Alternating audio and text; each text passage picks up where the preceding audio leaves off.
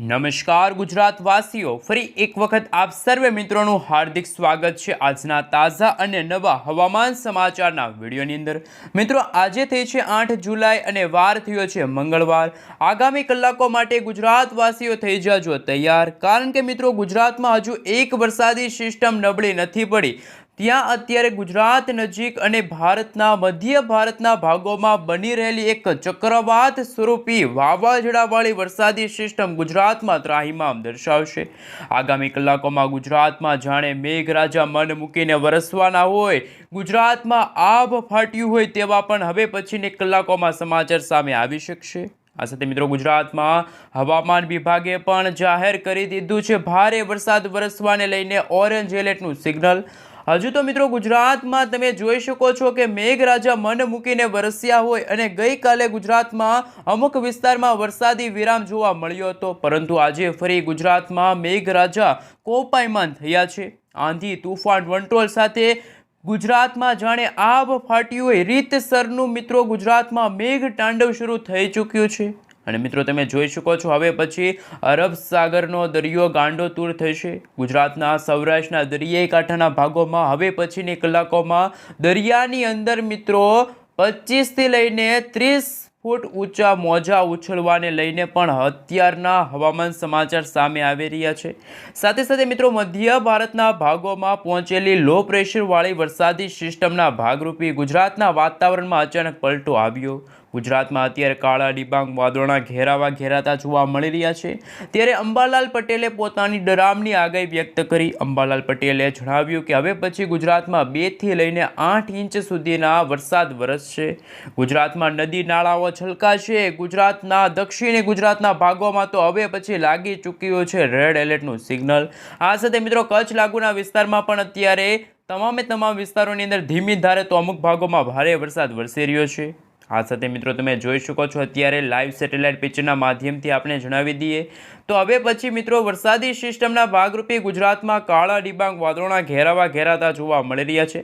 મધ્ય ભારતના ભાગો અને બંગાળની ખાડીમાં બની રહેલું વર્ષ 2025નું પહેલું વાવાઝોડું અત્યારે લો પ્રેશરની કેટેગરી સુધી મજબૂત બની ચૂક્યું છે, પરંતુ જેમ દિવસો પસાર થતા જશે તેમ અત્યારે મધ્ય ભારતના ભાગોમાં અને બંગાળની ખાડીમાં એટલે કે આમ ટોટલ 2 વરસાદી સિસ્ટમના ભાગરૂપે ગુજરાતમાં આ જુલાઈ મહિનાના અંતિમ દિવસોમાં તો જાણે ધોધમાર વરસાદ વરસશે। આને લઈને મિત્રો ખાસ કરીને ઇન્ડિયન મોન્સૂન ડિપાર્ટમેન્ટ તરફથી જે લેટેસ્ટ નવા આંકડા સામે આવ્યા, અંબાલાલ પટેલે અને ખાસ પરેશભાઈ ગોસ્વામીએ તો મિત્રો પોતાની ડરામણી આગાહી વ્યક્ત કરી। આગામી કલાકો માટે ગુજરાતવાસીઓને રહેવું પડશે સાવચેત। ગુજરાતમાં જાણે ઉત્તર ગુજરાતના ભાગો, આ સાથે મિત્રો અત્યારે રાજસ્થાન લાગુના વિસ્તારની અંદર અત્યારે અપર એર સાયક્લોનિક સિસ્ટમ બનવાના કારણે હવે પછીની કલાકોમાં ગુજરાતમાં મેઘરાજા મન મૂકીને વરસવાના છે। ગુજરાતમાં થોડા દિવસે આભ ફાટશે, નક્કી ગુજરાતના ઘણા બધા ભાગો સાફ થવાના છે।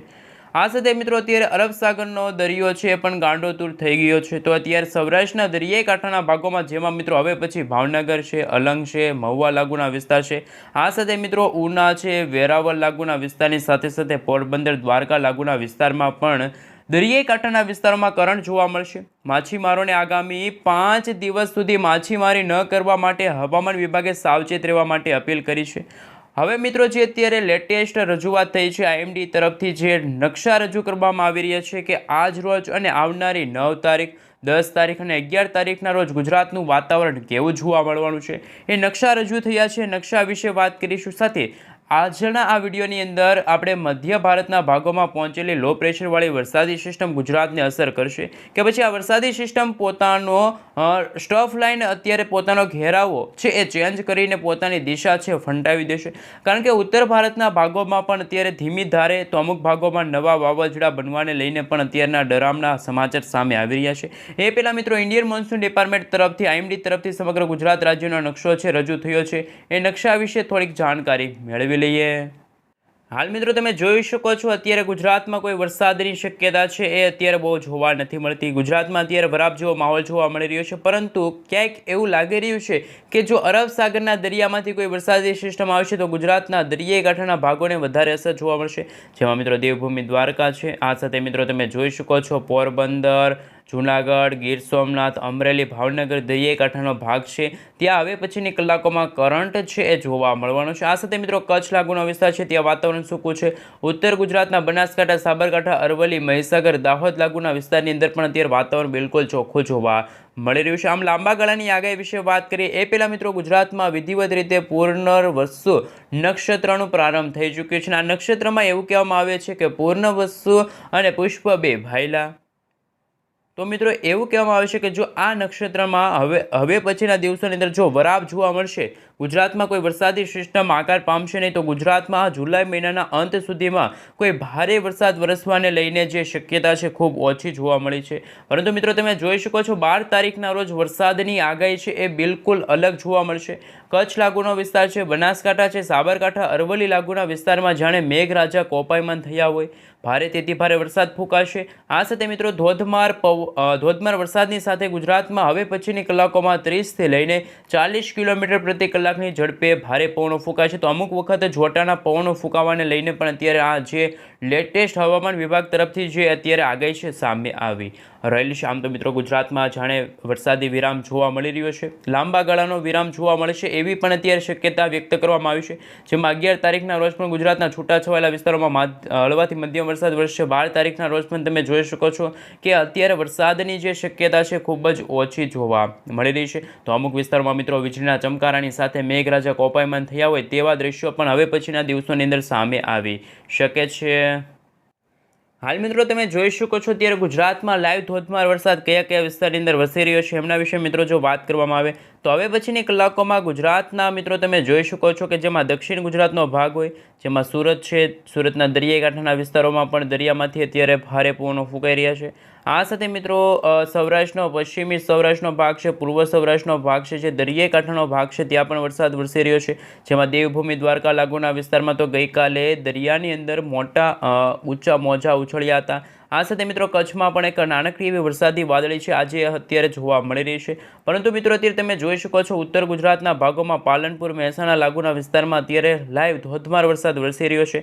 જેમાં મિત્રો અત્યારે તમે જોઈ શકો છો પાલનપુર છે, ડીસા લાગુના વિસ્તાર છે, સિદ્ધપુર લાગુના વિસ્તાર છે, પાટણ લાગુના વિસ્તાર છે। આ સાથે મિત્રો તમે જોઈ શકો છો કે હવે પછીની કલાકોમાં મહેસાણા લાગુના વિસ્તાર છે, આ તમામ વિસ્તાર છે, હિંમતનગર લાગુના વિસ્તારમાં પણ મેઘરાજા મન મૂકીને વરસવાના છે। આ સાથે અમદાવાદ લાગુના વિસ્તારમાં પણ આજે હવે પછીની કલાકોમાં રાત્રિના સમયગાળા દરમિયાન પણ ભારેથી અતિ ભારે વરસાદ વરસવાને લઈને હવામાન વિભાગે પોતાની આગાહીઓ છે વ્યક્ત કરી છે। આ મિત્રો વરસાદી સિસ્ટમની સ્ટોફ લાઇન તમે જોઈ શકો છો, આ ગુજરાતના ભાગથી લઈને અત્યારે આ વરસાદી સિસ્ટમ મધ્ય ભારતના ભાગો સુધી છે આવી પહોંચી છે। તો હવે પછીના દિવસોની અંદર પણ ગુજરાતમાં જાણે મેઘરાજા મન મૂકીને વરસવાના હોય। આ સાથે મિત્રો લાંબા ગાળાની આગાહી વિશે વાત કરીએ એ પહેલાં અંબાલાલ પટેલે જે કહ્યું એ પાક્કું, કારણ કે 9થી લઈને 12 જુલાઈના રોજ ગુજરાતમાં જાણે નદી નાળાઓ છલકાવાની છે। જેવા મિત્રો તમે જોઈ શકો છો 10 તારીખના રોજ વહેલી સવારથી જ દક્ષિણી ગુજરાતના ભાગોમાં તો નર્મદા, તાપી નદી બે કાંઠે વહેવા લાગશે એવા અત્યારના આગોતરા એધાણ છે અંબાલાલ પટેલે વ્યક્ત કર્યા છે।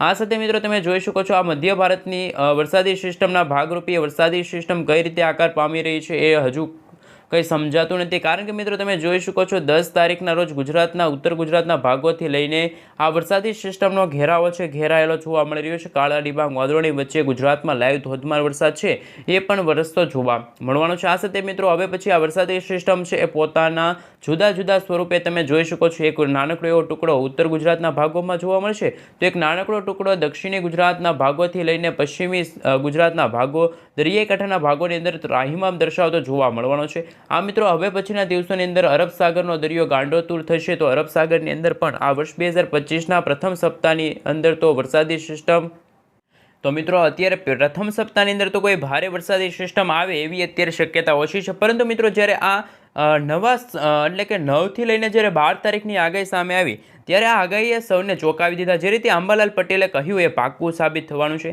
કારણ કે મિત્રો 10 તારીખથી લઈને 12 તારીખનો જે સમયગાળો હશે ત્યારે ગુજરાતમાં જાણે વરસાદનો આ નવો રાઉન્ડ શરૂ થશે।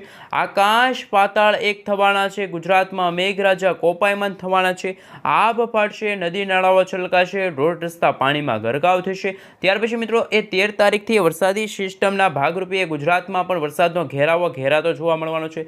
ગુજરાતથી લઈને મિત્રો ઠેઠ તમે જોઈ શકો છો આમ પૂર્વ ભારતના ભાગો સુધી પણ એ વરસાદી સિસ્ટમનો ઘેરાવો ઘેરાતો જોવા મળવાનો છે. હવે પછી મિત્રો ગુજરાતમાં જામશે વરસાદી માહોલ. ગુજરાતમાં આકાશ પાતાળ એક થશે, મેઘરાજા કોપાયમાન થવાના છે. આ સાથે મિત્રો હવે પછીના દિવસોમાં જેમાં 16 તારીખના રોજ તમે જોઈ શકો છો જોધપુર લાગુના વિસ્તાર, રાજસ્થાન લાગુના વિસ્તારની અંદર પણ નવી વરસાદી સિસ્ટમના ભાગરૂપે એ વરસાદી સિસ્ટમ જો નીચે તરફ આગળ વધશે તો ગુજરાતના ઉત્તર ગુજરાતના ભાગો છે, કચ્છ લાગુના વિસ્તારો છે, કચ્છમાં પણ જાણે મેઘરાજા કોપાયમાન થયા હોય, આકાશ પાતાળ એક થતા હોય તેવા દ્રશ્યો સામે આવશે.